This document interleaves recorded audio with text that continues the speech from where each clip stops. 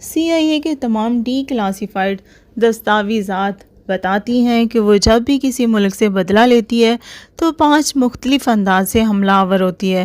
وہ لیڈروں کو قتل کرواتی ہے، ملک کا معاشی قتل کرے گی، سیاسی عدم استحکام کے ذریعے انتشار پیدا کر دے گی، وہاں کے محروم طبقات کو اپنے ساتھ ملا کر تعصب کو ابھارے گی، یا اس ملک کی حکومت کو تبدیل کرنے کے لیے باقاعدہ منصوبہ بندی کرے گی، یا میڈیا پر انویسٹ کر کے رائے عامہ بدل دے گی۔ اس بات کے ثبوت تاریخ میں بھرے پڑے ہیں۔ مثلا 1953 سے آج تک کتنے دستاویزی ثبوت سامنے لائے گئے ہیں۔ ویتنام، چلی، وینزویلا، ایران اور ترکی میں یہ کوششیں کی گئیں اور کامیابی بھی حاصل کی ہے۔ مشرق وسطیٰ میں ان سازشوں کے تو انبار لگے ہیں۔ زیادہ دور نہ جائیں، پاکستان میں شروع دن سے یہ مانا اور کہا جاتا رہا ہے کہ حکومتوں حتیٰ کہ اداروں کے سربراہوں کو تبدیل کرنے میں بھی امریکہ کا عمل دخل رہا ہے۔ ایسے میں براہ راست وہ سیاسی قائدین اور عسکری قیادت پر دباؤ استعمال کرتی رہی ہے۔ وہ اچھائی کے لیے یا کرسی کی خاطر ان کے نرغے میں آتے رہے ہیں۔ دور نہ جائیں، لیاقت علی خان، ذوالفقار علی بھٹو، جنرل ضیاء الحق اور بینظیر بھٹو کا خون CIA کے کندھوں پر ہے۔ گزشتہ دنوں army chief general Qamar Javed Bajwa نے بجا طور پر شکوہ کیا کہ دہشت گردی کے خلاف جنگ میں نان نیٹو اتحادی ہونے کے باوجود ہمیں دفاعی سپورٹ اور مینٹیننس تک فراہم نہیں کی، بلکہ IMF کے دباؤ سمیت تمام یورپی ممالک نے ہماری مشکل وقت میں دفاعی مدد نہیں کی۔ تو کیا اس صورتحال میں ہم چین کے علاوہ کسی اور پر بھروسہ کر سکتے ہیں؟ حتیٰ کہ F-16 تک کی ریپیئرنگ کے معاہدوں پر عمل نہیں ہوا، تو کیا ہم امریکہ، برطانیہ اور دوسرے یورپی ممالک پر بھروسہ کر سکتے ہیں؟ اس سوال کا جواب ہمارے کسی سیاستدان کے پاس نہیں ہے۔ ہاں، البتہ محدود نوعیت کے معاشی فوائد ضرور حاصل رہے ہیں، وہ بھی بھیک کی صورت میں۔ تو کیا پاکستان نے کوئی آزادانہ فیصلہ کبھی نہیں کرنا؟ اس سوال پر غور تو بہت بنتا ہے۔ حال ہی میں یوکرین پر حملہ ہوا۔ وزیر اعظم عمران خان اسی دن روس کے طے شدہ دورے پر تھے۔ یوکرین پر حملے کی مذمت پر اقوام متحدہ میں قرارداد آئی۔ چین، پاکستان، سری لنکا اور بھارت نے اس میں حصہ نہیں لیا، گویا کوئی بھی پوزیشن نہیں لی۔ اس حملے کے بعد موجودہ سیاسی انتشار اور سری لنکا میں افراتفری سے صاف ظاہر ہوتا ہے کہ اس کے تانے بانے CIA سے ملتے ہیں۔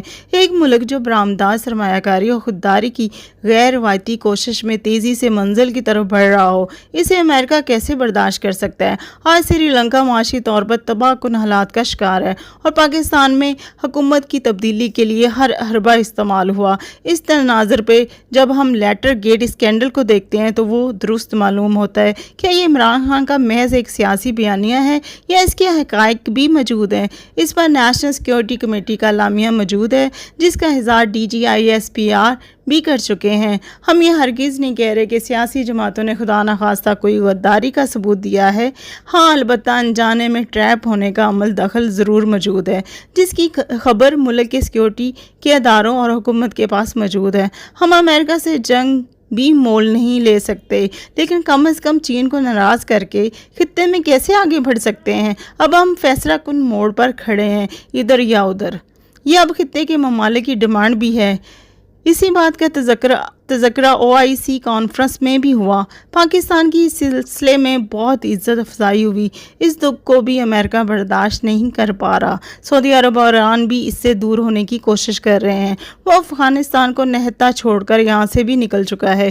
اس صورتحال میں پاکستان کی کوئی حکومت، تھنک ٹینکس اور سیکیورٹی کے ادارے کیا فیصلہ کریں گے؟ دوسری طرف چین کے ساتھ اسٹریٹجک تعلقات اس پوزیشن پر کھڑے ہوں جہاں ہم نے فیصلہ کرنا ہو تو کیا فیصلہ کریں گے؟ سیاسی جماعتوں کو اس کا ادراک ضرور ہے، مگر وہ اظہار کرنے سے قاصر ہیں۔ وہ اس بیانیے کہ ہم خدا نخواستہ غدار ہیں کے ساتھ انتخابات میں نہیں جانا چاہتے۔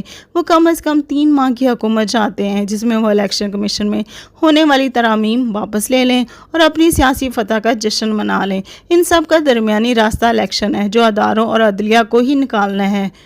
سیاست کا افسوسناک پہلو یہ ہے کہ جس ڈیل اور ڈھیل کی وہ نفی کرتے رہتے ہیں، اس کی کوششیں کی جاتی ہیں، بس ہر جمع جاتی ہے کہ پہل میری ہو۔ اس وقت عمران خان کا بیانیہ قوم میں پختہ ہو چکا ہے۔ اس کو ختم کرنے کے لیے اپوزیشن جماعتوں کو کوئی فیس سیونگ چاہیے۔ اس وقت سب کی نظریں سپریم کورٹ پر لگی ہوئی ہیں۔ تجزیہ نگار امریکی مداخلت کے بیانیے پر روز ایک خبر لاتے ہیں، جبکہ اس کے توڑ کے لیے بھی کئی خبریں موجود ہیں۔ تاہم ایک بات واضح ہے کہ یہ فیصلہ کن موڑ ہے۔ اللہ نہ کرے کسی کی جان کی قربانی لگے یا اخلاق کی یا باختگی عروج پر ہو۔ سب سے آسان حل ایک متفکر نگران حکومت اور نئے الیکشن ہیں، جس کے لیے کسی نہ کسی کو مداخلت تو کرنی ہوگی۔ یہ نہ ہوا تو جمہوری نظام کو سخت دھچکا لگنے کا خطرہ ہے، پھر کسی کے پاس کچھ نہیں آئے گا۔ سیاست میں ارتعاش آتا رہتا ہے، اس کو مذاکرات اور مکالمے سے حل کیا جاتا ہے۔ دوسری صورت میں موجودہ بے یقینی معیشت کی ناؤ تو ڈبو دے گی، پھر آپ امریکہ جائیں یا کہیں اور، کوئی فرق نہیں پڑے گا۔